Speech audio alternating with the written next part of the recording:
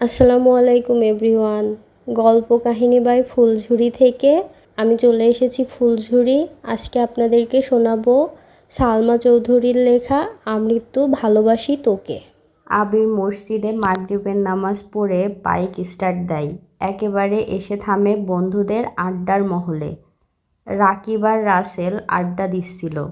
মোবারক আর লিমন এখনও আসেনি, রাস্তায় আছে মনে হয়। আবির বাইক থেকে নামতে নিলে রাকিব দাঁত কেলিয়ে হাসতে জড়িয়ে ধরতে যায় আবিরকে। আবির বাইক থেকে নেমেই 2-3টা ঘুষি বসিয়ে দেয় পেটে। ঘুষিগুলো এত জোরে না লাগলেও রাকিব কিছুটা নত হয়ে যায়। রাসেল বসা থেকে উঠে দাঁড়িয়ে আঁতকে উঠে বলে, কি হয়েছে তোদের? রাকিব কিছুটা স্বাভাবিক হয়ে বলে, উফ, এমনে কেউ মারে? আবির রাগান্বিত কণ্ঠে বলল, তোর যেমন মুখ বেশি চলে, আমার তেমনি হাত বেশি চলে। রাসেল পুনরায় শক্ত কণ্ঠে বলল, আরে হইছেটা কি, বলবি আমায়? রাকিব হাসতে হাসতে জবাব দিল, আর বলিস না, আবিরকে বিকালে ফুচকার দোকানে দেখে আমি পুরাই টাসকি খাইছি। যেই আবির এত বছরে ফুচকার দোকানের আশেপাশে যায়নি, সে কেন ফুচকার দোকানে আসছে আমার জানতে হবে না? আমি দৌড়ে গেছি আবিরের কাছে। আবিরের পাশে মেঘকে দেখে আমি তো আরও অবাক। খুশি মনে ওদের আপ্যায়ন করার জন্য বলে ফেলছিলাম, আমার পক্ষ থেকে ফুচকা খাওয়াবো, সেই ঝাল এখন মিটাচ্ছে। আবির গম্ভীর কণ্ঠে বলল, ও আমার কাছে জীবনে প্রথম ফুচকা খাওয়ার আবদার করেছে, তুই কেন খাওয়াবি? রাসেল সহসা বলে উঠল, ঠিকই তো, আবিরের ওকে তো আবিরই খাওয়াবে। রাকিব পুনরায় ঠাট্টার স্বরে বলল, এজন্যই তো আমি বলছিলাম, সারা জীবন তো আবিরই খাওয়াবে, এবার না হয় আমিই খাওয়াই। রাসেল ভ্রু কুঁচকে তাকিয়ে বলল, তুই কি এই কথা ওদের সামনে বলে ফেলছিলি? রাকিব আবার বলল, একটু বলছি না, মানে আমার কি দোষ? উত্তেজনায় মেঘকে প্রথমে ভাবে বলে ফেলতে চাইছিলাম। রাসেল অবাক দৃষ্টিতে চেয়ে রইল রাকিবের দিকে। অকস্মাৎ বলে উঠল, ঠিকই আছে, আরও মাইর খা। রাকিব আবিরের দিকে তাকিয়ে নাক টেনে কিছুটা আবেগী কণ্ঠে বলল, মাফ করে দে ভাই, মুখ ফসকে আর কিছু বলবো না। আবির তীক্ষ্ণ দৃষ্টিতে তাকিয়ে রাগান্বিত কণ্ঠে বলল, মুখ ফসকে বলেছিলি ভালো কথা, তুই আমাদের রোমান্টিক মুহূর্তে ব্যাগরা দিছিস কেন? আমি কি তোর প্রেমে কখনো ব্যাগরা দিছি? রাকিব ভেংচি কেটে বলল, আমারটা তো মেঘের মতো এত লক্ষ্মী না, আজ পর্যন্ত একটা ফুচকাও নিজের প্লেট থেকে দেয়নি, বরং আমার প্লেট থেকে আরও নিয়ে নেয়। আবির তীক্ষ্ণ দৃষ্টিতে তাকায়। কিছু বলার আগে রাকিব পুনরায় বলা শুরু করলো, মেঘ তোর জন্য সারাদিন না খেয়ে বসে থাকতে পারে, আর আমারটা এক গামলা খেয়ে তারপর আমার সাথে ঝগড়া লাগে। যদি ঘুরতেও নিয়ে যাই, বাসা থেকে বের হয়ে সে আগে ফুচকা, চটপটি, হালিম খেয়ে নেয় একা একা, তারপর আমার সাথে দেখা করতে আসে। আমি যেখানে নিজে শান্তিতে প্রেম করতে পারি না, সেখানে তোকে কেমনে করতে দেই? আবির কপাল গুটিয়ে ক্ষুদ্র চোখে তাকিয়ে আছে। রাসেল সহসা বলে, রাকিব, কি করছিস তুই? রাকিব আবারও হাসি শুরু করলো। এবার হাসির মাত্রা দ্বিগুণ বেড়ে গেছে। হাসতে হাসতে বলল, রাসেল রে, তোকে তো একটা জিনিস দেখানোই হয়নি, আয় বস, একটা ওএমজি জিনিস তোকে দেখাই। আবিরের দিকে তাকিয়ে পুনরায় দাঁত কেলিয়ে বলল, আয় নিজের কুকীর্তি দেখে যা। 3 বন্ধু চেয়ার টেনে বসেছে। এর মধ্যে মোবারক আর লিমনও এসেছে। 5 জনেই চেয়ারের কাছাকাছি এসে বসেছে। আবির ভেবেছিল ছবি দেখাবে, তাই এতটা মনোযোগ দেয়নি। কিন্তু রাকিব একটা ভিডিও অন করলো। পিছন থেকে ভিডিও করেছে। মেঘের হিজাবের কারণে মুখটা তেমন ভাসেনি, কিন্তু আবিরের মুখের একপাশ স্পষ্ট বোঝা যাচ্ছে। মেঘ আবিরকে মুখে তুলে ফুচকা খাইয়ে দিচ্ছে। এতটুকু দেখেই মোবারক আর রাসেল চিৎকার দিয়ে ওঠে, আবির, তুই ফুচকা খাইছিস? লিমন অতর্কিত কণ্ঠে বলল, আবির, তুই এক মেয়ের পাশে বসে ফুচকা খাচ্ছিস, তাও মেয়ে খাইয়ে দিচ্ছে? রাসেল এবার হাস্যোজ্জ্বল মুখে বলল, এটা এক মেয়ে নয় রে, আবিরের জীবনের একমাত্র মেয়ে। মুবারক আবিরের দিকে চেয়ে সহসা বলে ওঠে, মেঘ নাকি? নাম শুনেছিলাম, উনি কি সে? আবির শুধু উপর নিচ মাথা নাড়ায়। লিমন অভিযোগের কণ্ঠে বলল, এটা আমি মানতে পারলাম না। সেদিনও তো তোকে কত জোর করলাম ফুচকা খেতে, চেপে ধরেও তোকে খাওয়ানো গেল না, আর আজ? রাকিব দাঁত কেলিয়ে হেসে বলল, মেঘ কিছু বললে আবির আবার না করতে পারে না। তিন বন্ধু অবাক চোখে তাকিয়ে রইল আবিরের দিকে। রাসেল সহসা বলে উঠল, তুই তো টক খাস না জীবনেও, ফুচকা কেমনে খেলি?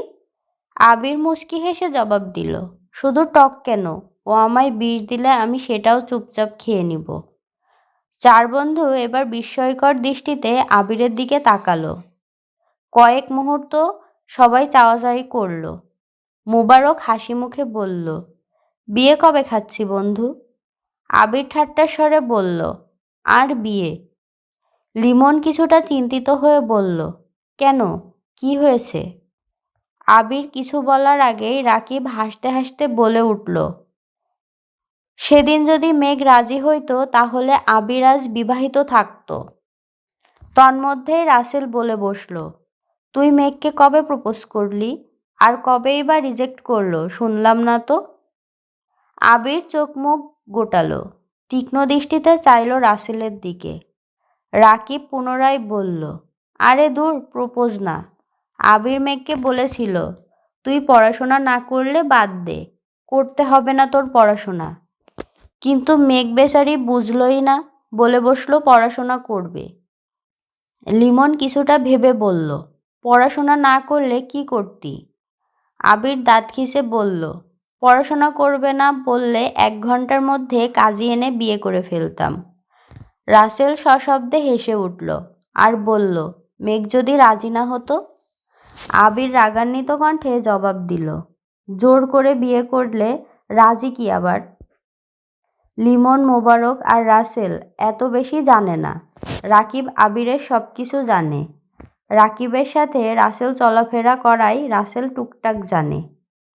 লিমন দাঁত বের করে ঠান্ডা কণ্ঠে শুধালো, বিয়েটা তো মেঘকে বলেও করতে পারিস, তাহলে তো আমরাও বিয়েটা খেতে পারি, আর তোর বউও বিয়ের পরে পড়াশোনা করতে পারে।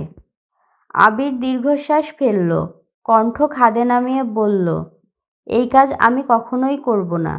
মুবারক প্রশ্ন করল, কেন? আবির গম্ভীর কণ্ঠে বলা শুরু করলো, কারণ মেঘকে বা বাসায় ঝামেলা করে আমি এখন বিয়েটা করলে জীবনের কোনো এক সময়ে মেঘের মনে হতে পারে আমি ওর যোগ্য না।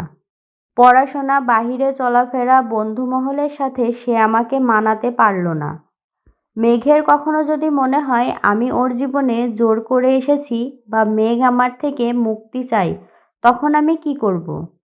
তার থেকে ভালো ও পড়াশোনা করুক, নিজে প্রতিষ্ঠিত হোক। যখন ওর মনে হবে আমাকে ছাড়া ওর চলবে না, তখনই আমি ওকে বিয়ে করব। গভীর মনোযোগ দিয়ে কথাগুলো শুনছিল সকলে। মোবারক মাথা চুলকে বলল, একটু আগে যে বললি জোর করে বিয়ে করবি? আবির এবার কপাল কুঁচকে বিরক্তি নিয়ে বলা শুরু করলো, মেঘ যদি বলতো সে পড়াশোনা করবে না, তাহলে আমি জোর করে বিয়ে করতাম, কারণ তখন তার পড়াশোনা করে ক্যারিয়ার গড়ার ইচ্ছে থাকতো না, জীবনে চলার পথে নতুন বন্ধু হতো না, আমাকে ঘিরেই ওর পৃথিবী হতো, একটা না একটা সময় গিয়ে আমার প্রেমে পড়তে বাধ্য হতো। লিমন এতক্ষণ নীরব থাকলেও এবার চিন্তিত স্বরে বলল, সবই বুঝলাম, কিন্তু ভাবির জীবনে যদি অন্য কেউ চলে আসে, তখন তুই কি ভাবিকে ছেড়ে দিবি?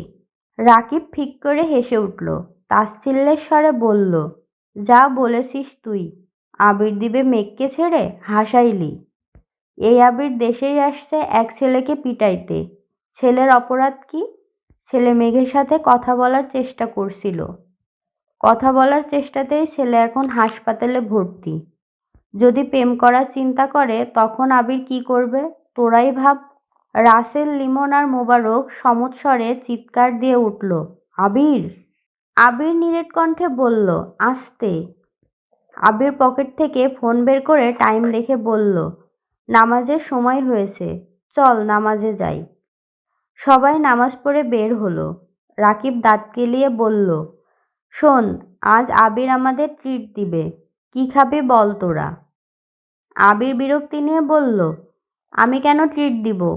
আমি কি বিয়ে করেছি নাকি? রাকিব মুখ বাঁকিয়ে বলল, বিকেলে যে বললি আনলিমিটেড ফুচকা খাওয়ানোর ক্ষমতা তোর আছে, তাহলে এখন আমাদের খাওয়া। আবির গম্ভীর কণ্ঠে বলল, এই অফার শুধু আমার কাদম্বিনীর জন্য।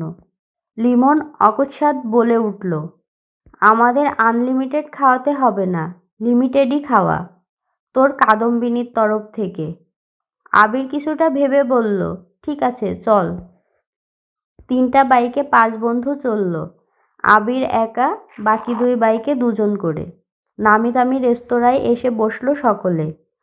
আবির উৎফুল্ল কণ্ঠে শোধালো, বুফে খাবি নাকি কাচ্চি? 4 বন্ধু চোখাচোখি করল। রাসেল মুচকি হেসে বলল, দেখলি লিমন, মেঘের কথা বলতেই বুফে অফার করছে, কি ভালোবাসা।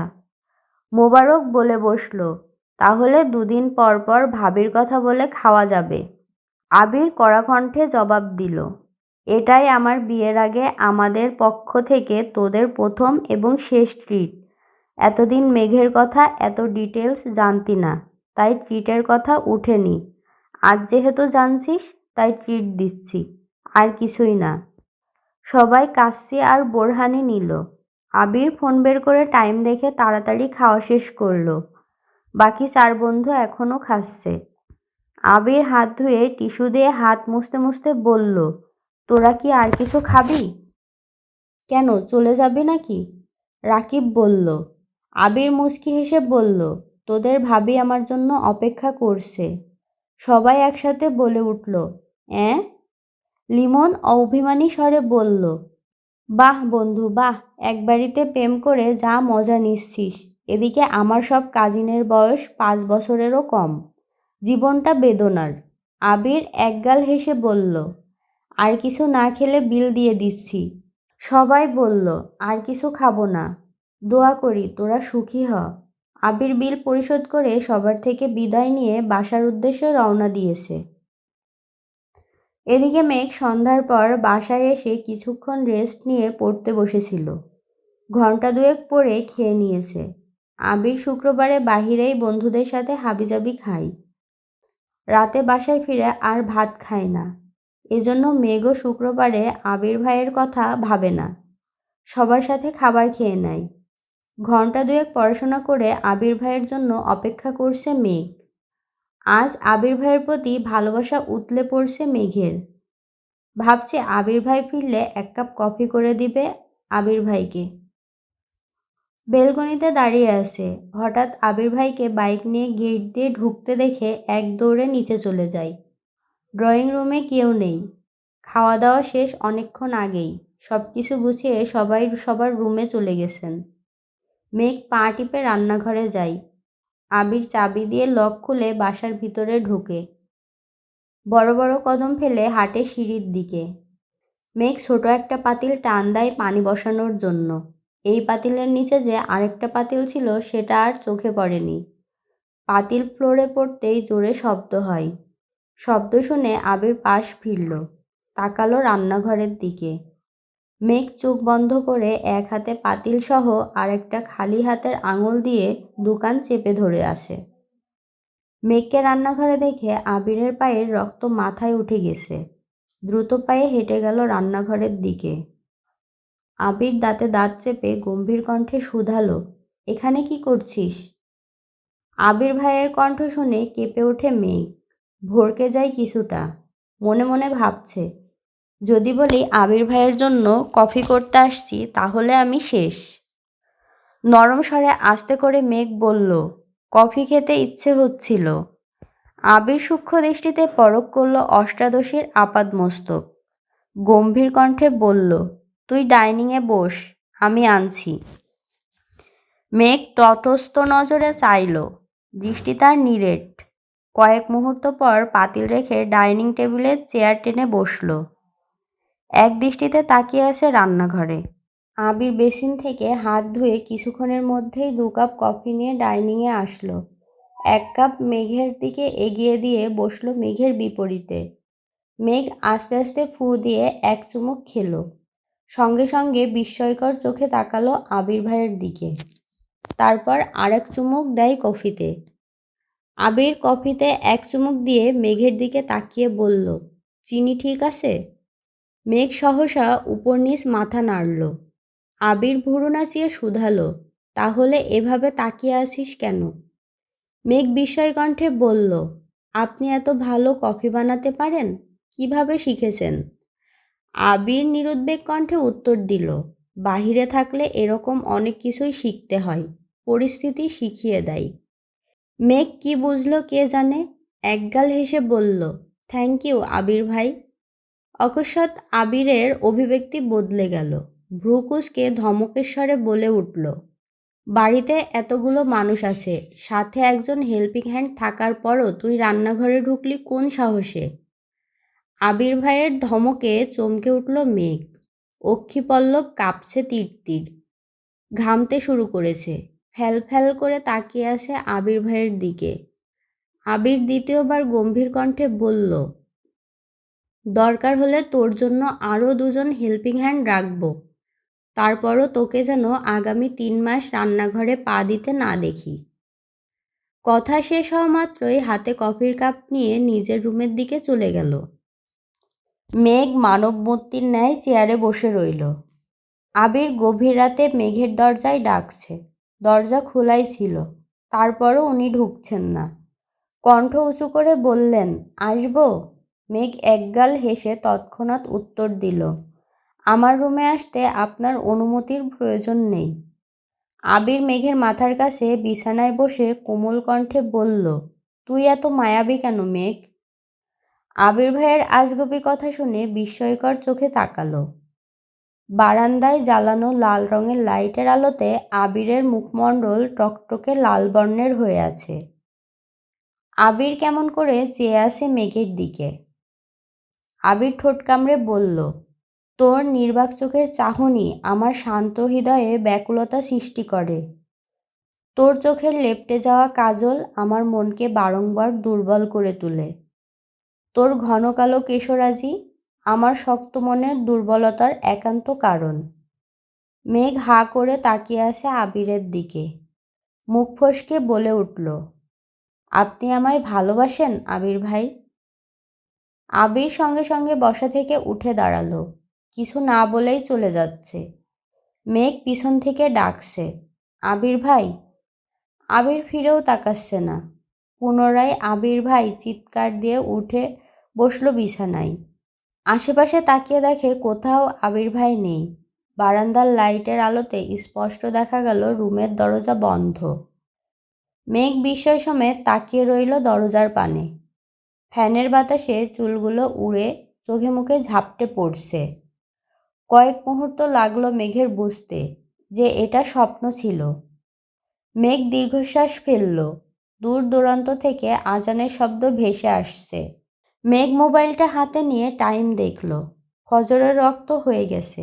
মেঘ ফোন থেকে আবির ভাইয়ের নামে সেভ করা ফাইলটা বের করে আবির ভাইয়ের ছবিগুলো দেখতে লাগলো। কিন্তু মেঘের মস্তিষ্কে কেবলমাত্র দেখা স্বপ্নটাই ঘুরছে। মেঘ বিড়বিড় করে বলল, স্বপ্নেও ভালোবাসি বললেন না, হিটলার তো হিটলারই। নামাজ পড়তে বসেছে মেঘ।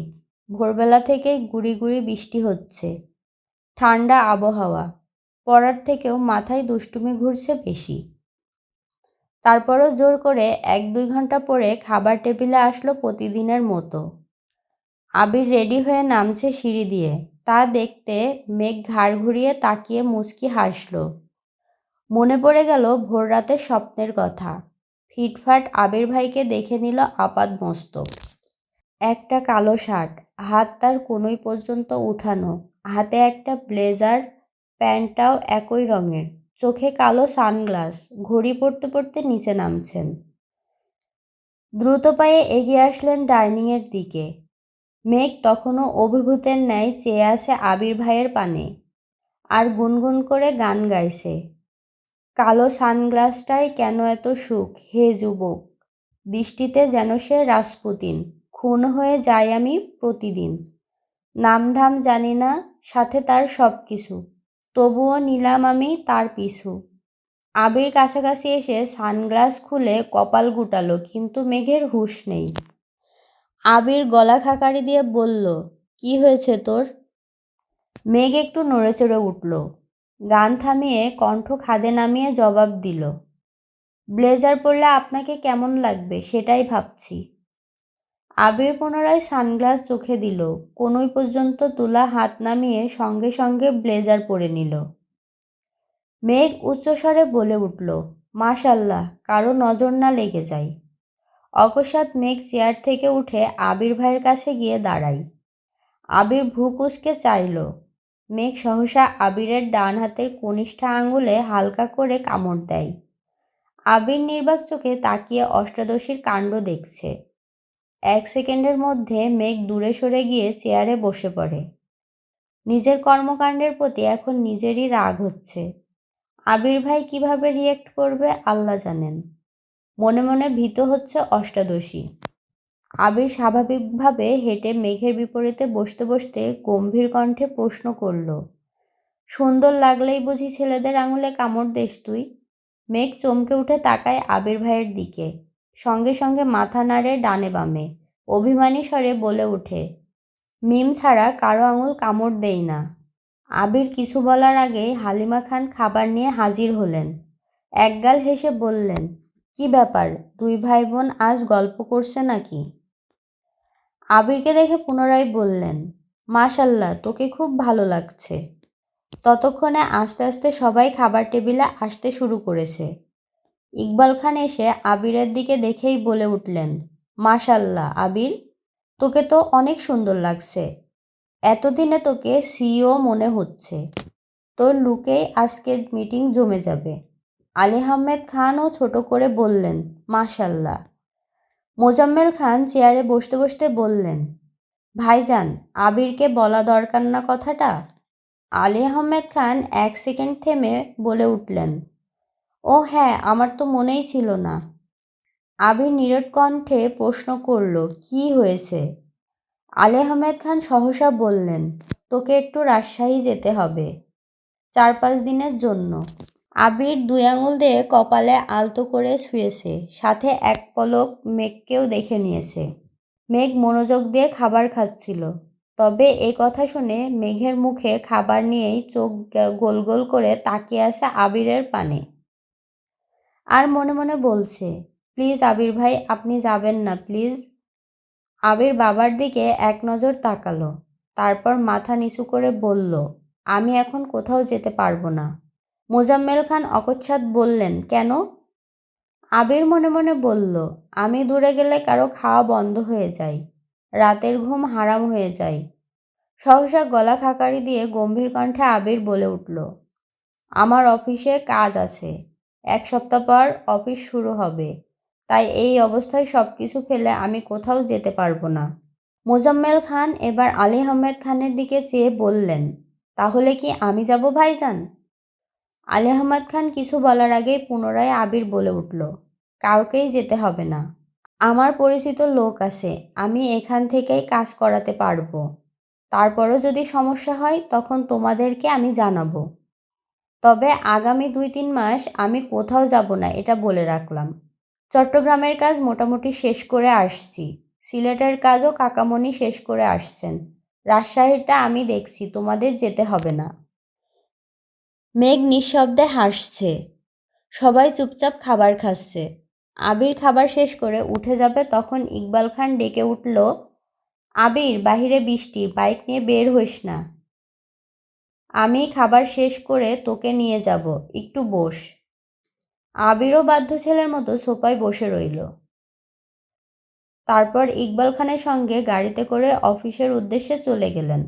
সারাদিনই বৃষ্টি হয়েছে আজ। মেঘের কোচিং টিউশন কিছুই নেই, রুমে বসে সারাবেলা পড়াশোনা করেছে। বিকেলে বৃষ্টি কমে এক চিলতে রোদ বেরিয়েছে আকাশে। মেঘের আর পড়তে ইচ্ছে করছে না। তাই বই রেখে মোবাইল হাতে নিয়ে পুরো বাড়ি চক্কর দিল, কিন্তু সবাই ঘুমাচ্ছে, তাই আড্ডা দেওয়ার মতো কাউকেই পেল না। হঠাৎ মনে হলো অনেকদিন ছাদে যাওয়া হয় না। সেই যে রাতের বেলা আবির ভাইয়ের গান শুনে ছাদে গিয়েছিল, তাও আবার ছাদের দরজা পর্যন্ত। তারপর থেকে আর ছাদের দিকে পা বাড়ায়নি মেঘ। মেঘ স্কুল কলেজে পড়ার সময় প্রতিদিন বিকেলে ছাদে যেত। ফুল গাছ লাগানো আর তাদের যত্ন নেওয়া ছিল তার নেশা। তবে এইচএসসির আগে টেস্ট পরীক্ষা থেকে মেঘ ছাদে যাওয়া ভুলেই গেছে। টিউশন কোচিং শেষ করে বাসায় ফিরতে ফিরতে সন্ধ্যার পর হয়ে যেত। আর সন্ধ্যার পর ছাদে যাওয়ার মতো এত সাহস অষ্টাদশীর নেই। সেই থেকে গাছের যত্ন ছেড়ে দিয়েছে। গাছেরাও অযত্ন অবহেলায় মরে গেছে। তখন থেকে মেঘ আর ছাদে যায় না। মেঘ গুটি গুটি পায়ে সিঁড়ি দিয়ে উঠল ছাদে। ছাদের গেট খুলতেই চোখ ছানাবড়া হলো অষ্টাদশীর। ছাদের যতটা অংশ চোখে পড়ছে পুরোটাই গাছ ভর্তি। মেঘ পা বাড়ালো ছাদের দিকে, সম্পূর্ণ ছাদ পরিষ্কার করে তাতে 3 সারি গাছের টব রাখা। এক কর্নারে শুধু ফলের গাছ, আর বাকি সবটাই ফুল গাছে ভরপুর। নয়নতারা, বেশ কয়েক রঙের গোলাপের গাছ, পর্তুলিকার গাছ, তবে বিকেলবেলাতে ফুল নেই, কাঠগোলাপের গাছ, জিনিয়া, অপরাজিতা, রঙ্গন থেকে শুরু করে কত কত ফুলের গাছ, যার অধিকাংশ গাছের বা ফুলের নামই জানে না মেঘ। মেঘ নিজেকে নিজেই প্রশ্ন করছে, এত গাছ কে আনলো? তানভীর ভাইয়া তো জীবনেও ছাদে আসে না। তাহলে কি আবির ভাই? সহসা মেঘের চোখে মুখে উজ্জ্বলতা ফুটে উঠল। ছাদ ভর্তি এত গাছগাছালি দেখে মেঘের ভীষণ ভালো লাগছে। সবটা ছাদ ঘুরে দেখল, সারাদিনে বৃষ্টি থাকায় পানি দেওয়ার প্রয়োজন হলো না। 20-30টা ছবি তুলেছে ফুলের আর গাছের। ততক্ষণে সূর্য ডুবতে শুরু করেছে। গোধূলি আলোতে ফুলের মুগ্ধতা দেখে মেঘ লোভ সামলাতে না পেরে একটা গোলাপ ফুল ছিঁড়ে নিয়েছে। এতদিন পর নিজের বাড়ির ছাদে এত ফুল গাছ আর ফুলের সমাহার দেখে আবেশিত হয়ে পড়েছে মেঘ। এদিকে আবির করিডর দিয়ে নিজের রুমের দিকে আসছিল। আবির মেঘকে দেখে ঠায় দাঁড়িয়ে পড়ল সেখানে। এদিকে মেঘ আপন মনে ফুলের গন্ধ শুঁকছে আর হাঁটছে। আশেপাশে বা সামনে কেউ আছে কিনা তাতে তার কোনো মনোযোগ নেই। হঠাৎ আবিরের প্রশস্ত বুকের সঙ্গে ধাক্কা খেল মেঘ। নিজেকে সামলানোর আগে আবির মেঘের বাহু চেপে ধরে। সহসা স্বাভাবিক হয়ে মুখ তুলে চায় মেঘ। আবির ভাইয়ের তপ্ত দৃষ্টি দেখে মাথা নুইয়ে ফেলে পুনরায়। আবির বাহু চেপে ধরে দ্বিগুণ ভারী কণ্ঠে ধমকে ওঠে, ফুল ছিঁড়েছিস কেন? মেঘ ঢোক গিলে মৃদু কণ্ঠে বলল, সরি। আবির পুরু কণ্ঠে শুধালেন, সরিটা আমায় না বলে গাছকে বলিস। মেঘ নিজের ঠোঁট কামড়ে ধরে আসে। আবির ভাইয়ের ধমকে ভিজে আসে নেত্রদয়। আবির মেঘের বাহু ছেড়ে দেয়। সঙ্গে সঙ্গে মেঘ চলে যেতে নাই। আবির পুনরায় নিয়ত কণ্ঠে ডেকে উঠল, শোন। মেঘ ওখানেই দাঁড়িয়ে পড়েছে, কাঁদো কাঁদো কণ্ঠে উত্তর দিল, জি। আবির এবার কিছুটা স্বাভাবিক কণ্ঠে বলে উঠল, সময় পেলে গাছগুলোর একটু যত্ন নিস, এগুলো তোরই। মেঘ এবার বিস্ময়কর দৃষ্টিতে তাকায় আবিরের দিকে। নিষ্পলক তার দৃষ্টি, চোখ টলমল করছে পূর্বের জমা পানিতে, মুখে খানিক হাসি ফুটল। কয়েক মুহূর্ত পরে উত্তেজিত কণ্ঠে শুধালো, আমার? আবির পূর্বের অভিব্যক্তি বজায় রেখে জবাব দিলেন, হ্যাঁ, তোর নাকি ফুলের গাছ অনেক পছন্দ, তাই এনে দিলাম। এখন যত্ন নেয়ার দায়িত্ব তোর। আর হ্যাঁ, গাছের যত্ন নিতে গিয়ে দুনিয়া ভুলে যাস নে যেন। মেঘ বশীভূত চোখে চেয়ে আসে আবির ভাইয়ের দিকে। আবিরও এবার সরাসরি চোখ রাখে মেঘের চোখ মুখে। দুফোঁটা অশ্রুর দাগ হয়ে গেছে, সম্পূর্ণ গাল টকটকে লাল হয়ে আছে। গালের মাঝে একটা গাঢ় কালো রঙের তিল জ্বলজ্বল করছে। আবিরের দুর্ভেদ্য দৃষ্টি দেখে নিজের দৃষ্টি সংযত করল মেঘ। কোমল কণ্ঠে বলল, থ্যাংক ইউ আবির ভাই। আবির কিছু বলার আগে পুনরায় মেঘ প্রশ্ন করল, আজ এত তাড়াতাড়ি চলে আসলেন যে? আবির উত্তর দিল, একটু পর আবার বের হব। অষ্টাদশী পল্লব ঝাপটে আবির ভাইয়ের দিকে চেয়ে প্রশ্ন করে, কফি খাবেন আবির ভাই? আবির খড়খড়ে কণ্ঠে শুধালো, গত রাতে কি বলেছি তোকে? আবির খড়খড়ে কণ্ঠে শুধালো, গত রাতে কি বলেছি তোকে, মনে নেই? মেঘ মাথা নিচু করে কণ্ঠ খাদে নামিয়ে বলল, অন্য কাউকে বলি করে দিতে। আবির কণ্ঠ দ্বিগুণ ভারী করে জবাব দিল, লাগবে না, তুই রুমে যা। মেঘও আর কথা বাড়ালো না, চুপচাপ রুমে চলে গেল। রুমে শুয়ে শুয়ে বিকেলে তোলা ছবিগুলো দেখছিল মেঘ। সেখান থেকে কয়েকটা ছবি আপলোড দিল ফেসবুকে, স্পেশাল গিফট, সাথে কয়েকটা লাভ ইমোজি দিল ক্যাপশনে। সন্ধ্যার পর মেঘ পড়তে বসেছে। কিছুক্ষণ পরই ফোন কল বেজে উঠল। বন্যা কল দিচ্ছে। তৎক্ষণাৎ রিসিভ করলো মেঘ। বন্যা, আসসালামু আলাইকুম। মেঘ, ওয়ালাইকুম আসসালাম, কেমন আছিস? বন্যা, আলহামদুলিল্লাহ ভালো, তুই কেমন আছিস? মেঘ, আলহামদুলিল্লাহ অনেক ভালো। বন্যা উত্তেজিত কণ্ঠে বলে উঠল, এই তোকে এত গাছ কে দিল রে? মেঘ সশব্দে হেসে বলল, আবির ভাই। কি? আবির ভাইয়া? আঁতকে ওঠে বন্যা। মেঘ পুনরায় বলে ওঠে, হ্যাঁ, কবে আনছেন জানি না। কিছুদিন যাবৎ মিমের রুমে কাজ চলছে, ছাদেও কাজ চলছিল, তাই আমি তেমন বের হয়নি রুম থেকে, আর ছাদেও যাই না অনেক দিন যাবৎ। আজ হঠাৎ ছাদে গিয়ে দেখি ছাদ ভর্তি গাছ। ছাদের পরিবেশ পুরোই চেঞ্জ। আসার সময় আবির ভাই বলেছে এগুলো নাকি আমার। বন্যা উদ্বেলিত ভঙ্গিতে বলল, বাহ, তোর শখ তো তাহলে পূরণ হয়েই গেল। তুই তো খুব শখ করে চাইতি তোর ছাদ ভরা গাছ হোক, যেদিকেই তাকাবি শুধু গাছ আর গাছ থাকবে। দেখলি তো, আল্লাহ তোর ইচ্ছা পূরণ করেছেন। মেঘ খুশি মনে বলল, তুই সময় করে আসিস বাসায়, ছাদে যাবো নে। আর হ্যাঁ, সকালবেলা আসিস। ঠিক আছে, বন্যা উত্তর দিল। তারপর দুই বান্ধবী বেশ কিছুক্ষণ পড়াশোনা নিয়ে কথা বলে ফোন রেখে দিল। রবিবার থেকে ব্যস্ততায় কাটছে সকলের সময়। বর্ষাকাল থাকায় হুটহাট বৃষ্টি নেমে যায়। আবির বৃষ্টি না থাকলে বাইকে অফিসে যায়, আর বৃষ্টি থাকলে গাড়িতে যায়। মেঘও কোচিং টিউশন নিয়ে ব্যস্ত হয়ে পড়ল। আবির ভাইয়ের সাথে তার টুকটাক দেখা হয়, হয়তো খাবার টেবিলে, না হয় সিঁড়িতে অথবা করিডোরে। আজ বৃহস্পতিবার।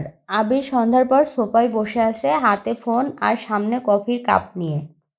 মেঘও তখন বই নিয়ে রুম থেকে বের হয়েছে। কিছুক্ষণ পরে জান্নাত আপু আসবে। মেঘ করিডোর থেকে সিঁড়ির কাছে আসতে আসতে নিচের দিকে একবার তাকাই। চোখ পড়ে সোফায় বসা আবির ভাইয়ের দিকে।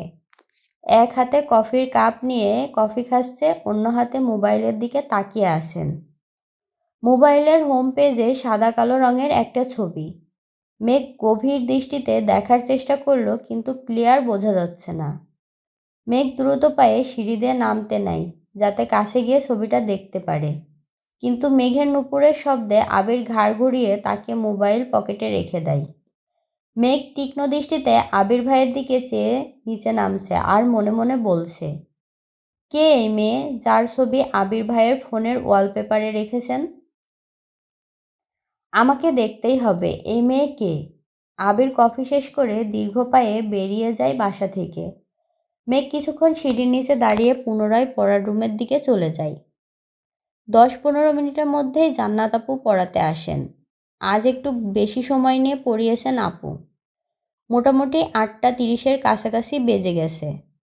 ড্রয়িং রুমে কেউ নেই, জান্নাত পড়ানো শেষ করে বের হতে যাবে।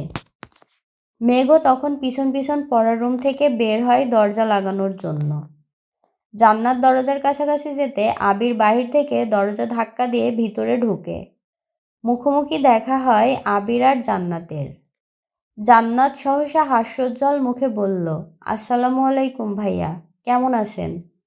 আবিরও হাসি মুখে উত্তর দেয়, ওয়ালাইকুম আসসালাম, আলহামদুলিল্লাহ ভালো, তুমি কেমন আছো?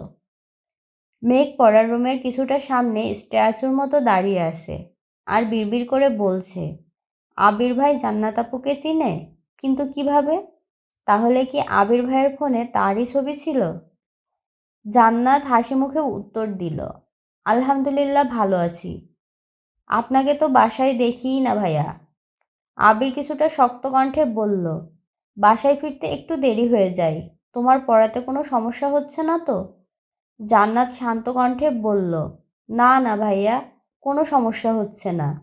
আবির এক পলক মেঘের দিকে চেয়ে পুনরায় জান্নাতের দিকে তাকালো, নিরেট কণ্ঠে শুধালো, ও পড়ে তো ঠিক মতো? জান্নাত এবার মেঘের দিকে চেয়ে হাসি মুখে বলল, হ্যাঁ ভাইয়া, মেঘ অনেক মনোযোগী এবং খুব মেধাবী। আপনি চিন্তা করবেন না প্লিজ। আবির ছোট করে শুধালো, খেয়েছো কিছু? বসো, খাবার খেয়ে যেও। জান্নাত তৎক্ষণাৎ বললেন, নাস্তা করেছি ভাইয়া, আর কিছু খাবো না, আসি তাহলে আজ। ওদের কথোপকথন শোনার জন্য মেঘ কিছুটা হেঁটে সামনের দিকে এগিয়ে আসলো। আবির স্বাভাবিক কণ্ঠে বলল, সাবধানে যেও। জান্নাত একগাল হেসে বলল, আপনি আমাদের বাসায় বেড়াতে যাইয়েন। আবির হালকা হেসে উত্তর দিল, সময় পেলে অবশ্যই যাব।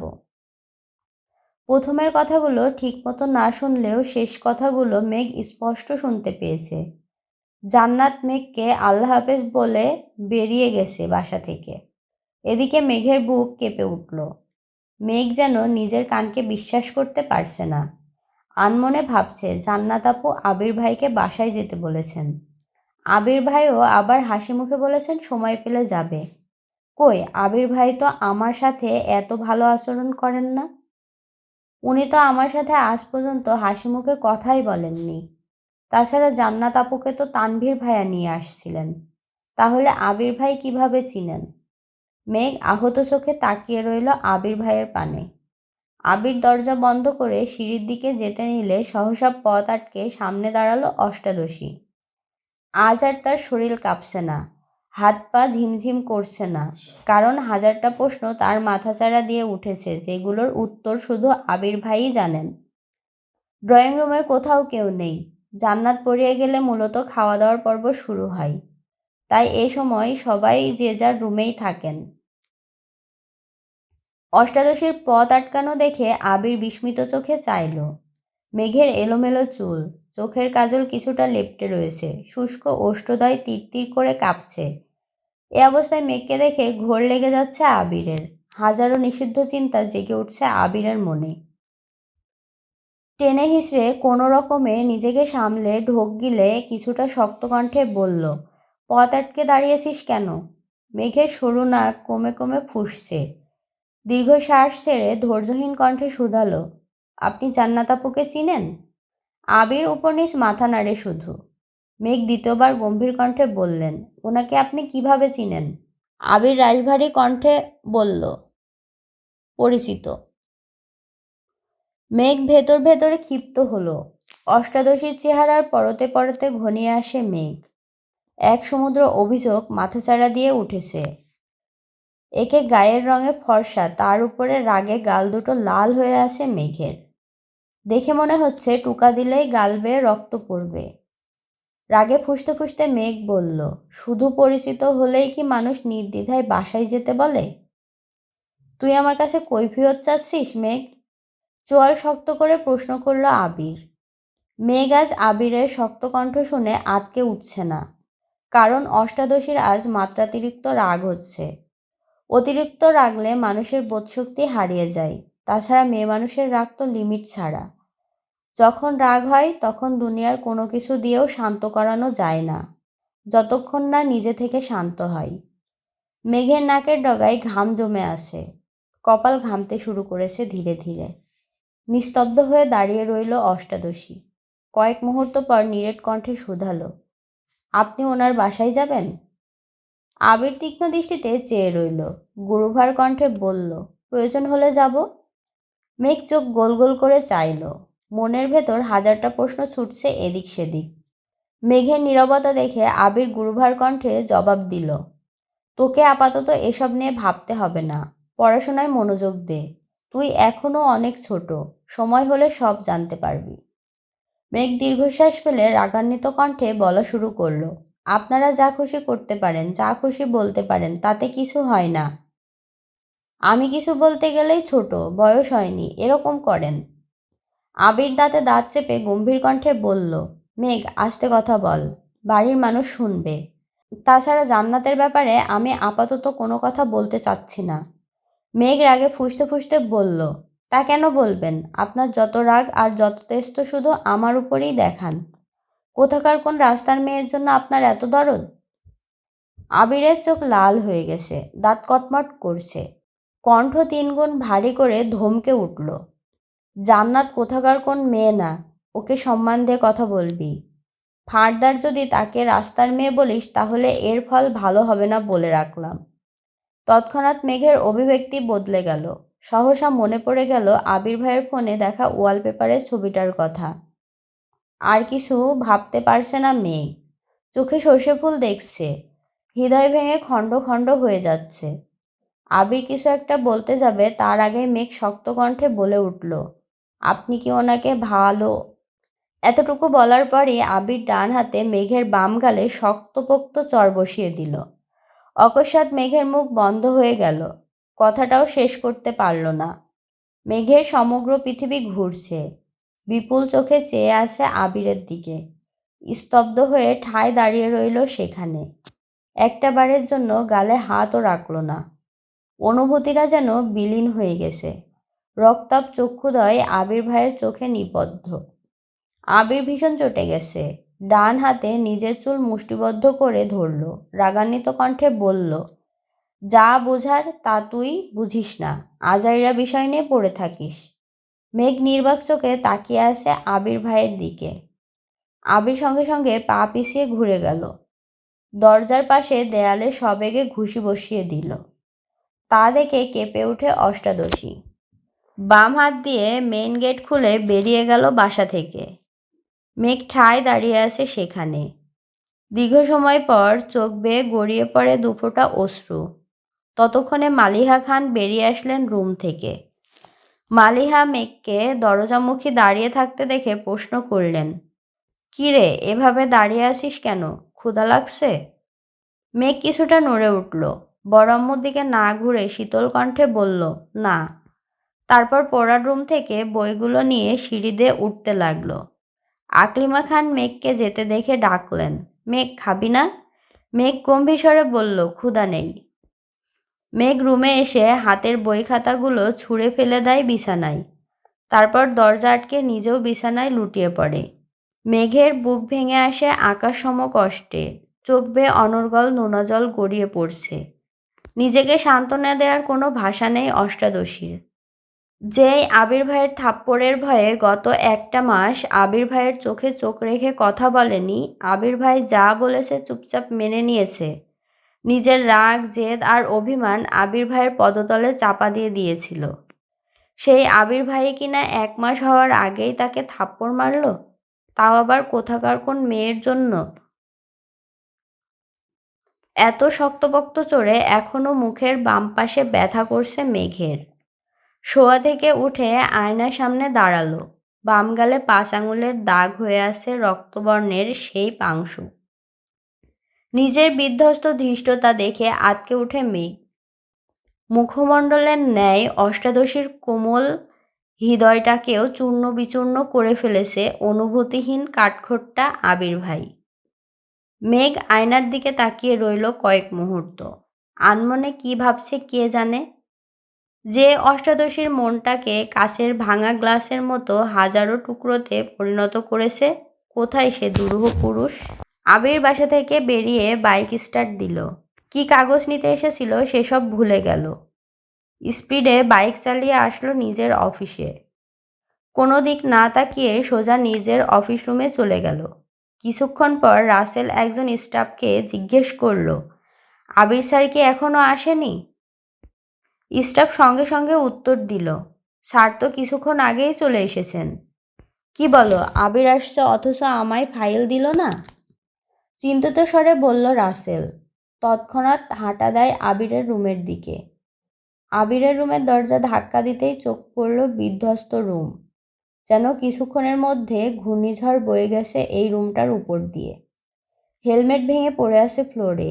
কাগজপত্র ছড়িয়ে ছিটিয়ে পড়ে আছে সম্পূর্ণ রুমে। সেগুলো এলোমেলো উড়ছে ফ্যানের বাতাসে। চেয়ার পড়ে আছে কাত হয়ে।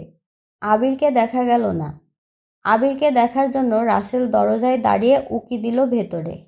জানালার পাশের দেয়ালে আবির অহিতেচ্ছা অনবরত ডান হাতে ঘুষি দিয়েই যাচ্ছে। বিস্ময় চোখে চাইল রাসেল। 1 সেকেন্ড দেরি না করে ছুটে গেল আবিরের কাছে।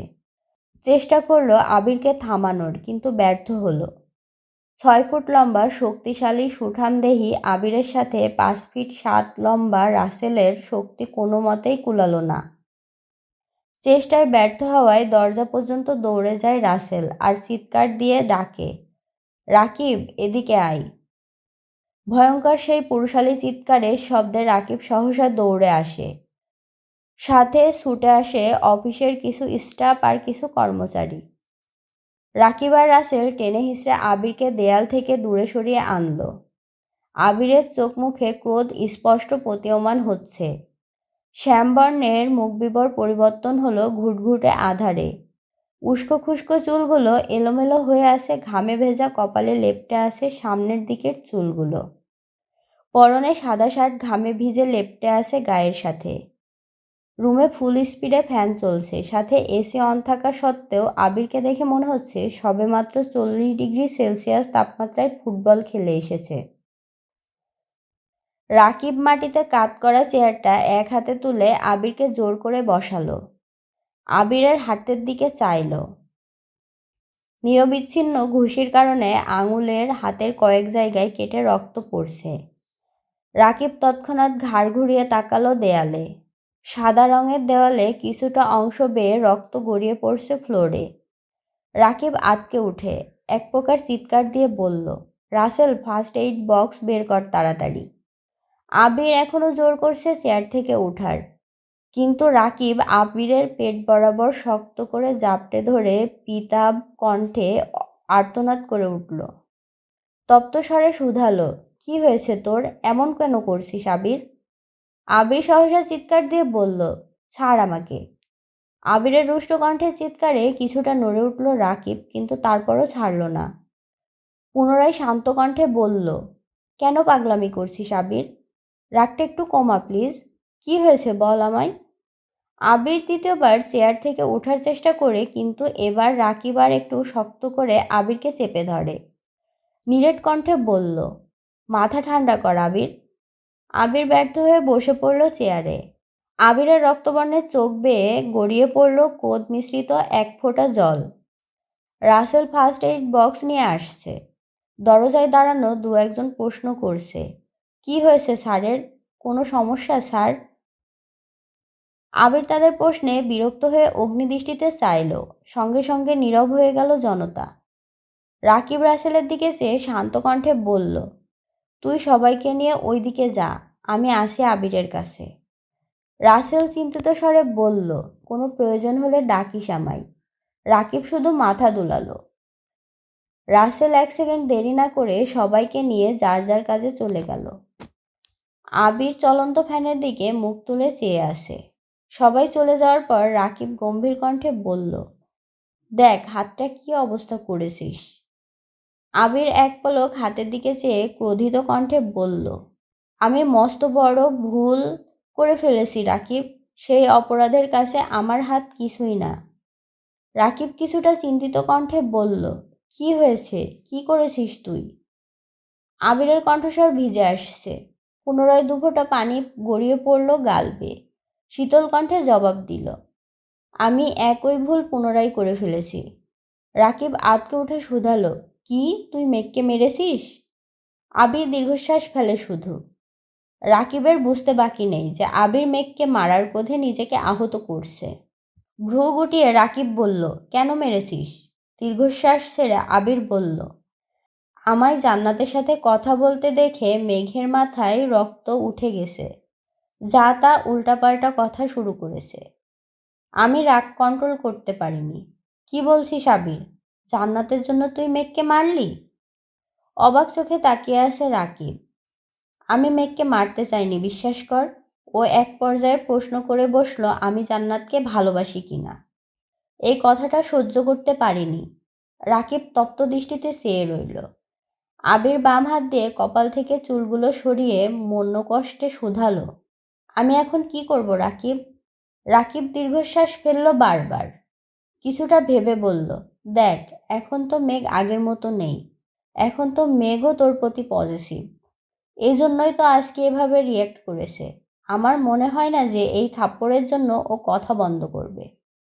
আবির খড়খড়ে কণ্ঠে উত্তর দিল, তুই তো জানিস মেঘ খুব জেদি। এটাই আমার একমাত্র ভয়ের কারণ। ও যদি একবার জেদ করে বলে আমার সাথে কথা বলবে না, তাহলে এই জীবনে আর কোনোদিনও কথা বলবে না। রাকিব কপাল গুটিয়ে প্রশ্ন করল, বাই দ্য ওয়ে, কয়টা থাপ্পড় দিছিস? আবির তপ্ত স্বরে বলল, একটা। রাকিব স্বাভাবিক কণ্ঠে বলল, তুই চিন্তা করিস না, কিছু হবে না। জান্নাতকে নিয়ে কিছু ভাবছিস? মেঘ কি আর পড়তে চাইবে ওর কাছে? আবির গম্ভীর কণ্ঠে জবাব দিল, দুদিন পর পর ওর জন্য টিচার কোথা থেকে খুঁজবো আমি? ওকে জান্নাতের কাছেই পড়তে হবে। রাকিব কোমল কণ্ঠে বলল, আচ্ছা সেসব পরে দেখা যাবে, এখন চল হাসপাতালে যাই একটু। আবির তীক্ষ্ণ দৃষ্টিতে চেয়ে বলল, হাসপাতালে যাব কেন? রাকিব স্বাভাবিক কণ্ঠে বলল, এতটা কেটেছে, কোনো সমস্যা হয় যদি? ডাক্তার দেখালে ভালো হইতো না? আবির সংকটজনক স্বরে উত্তর দিল, এটা আমার শাস্তি। রাকিব খুব ভালো করে জানে আবিরকে জোর করলে কোনো লাভ হবে না, তাই আর জোর করেনি। রাকিব চিন্তিত স্বরে বলল, এখন কি বাসায় যাবি? দিয়ে আসবো তোকে? আবির এক পলক তাকালো দেয়ালে লাগানো ঘড়ির দিকে। 10টা বাজতেছে। গম্ভীর কণ্ঠে জবাব দিলেন, কি করব বুঝতে পারছি না। মেঘের মুখোমুখি হওয়ার মতো সাহস পাচ্ছি না আমি। রাকিব জানালার দিকে চেয়ে বলল, বাহিরে তো বৃষ্টি, একটু ওয়েট কর তাহলে। বৃষ্টি কমলে আমি দিয়ে আসবো নে। আবির পকেট থেকে ফোন বের করে তানভীরকে কল করলো। প্রথমবারেই রিসিভ হলো কল। তানভীর কল রিসিভ করে সালাম দিল। আবির সালামের উত্তর দিয়ে গম্ভীর কণ্ঠে প্রশ্ন করল, কোথায় তুই? তানভীর স্বাভাবিকভাবে উত্তর দিল, আমি তো পার্টি অফিসে। কেন ভাইয়া? আবির নিরেট কণ্ঠে জবাব দিল, এমনি। তানভীর চিন্তিত স্বরে বলল, কোনো সমস্যা ভাইয়া? তোমার কণ্ঠ এমন শোনাচ্ছে কেন? আবির গলা খাকারি দিয়ে কিছুটা স্বাভাবিক কণ্ঠে বলল, কোনো সমস্যা নেই, তুই কাজ কর, রাখছি। কল কেটে মোবাইল পকেটে রেখে বাম হাত কপালের ওপর রেখে চেয়ারে হেলান দিল। রাকিবও আর কিছু বলল না, চুপচাপ রুম থেকে বেরিয়ে গেল।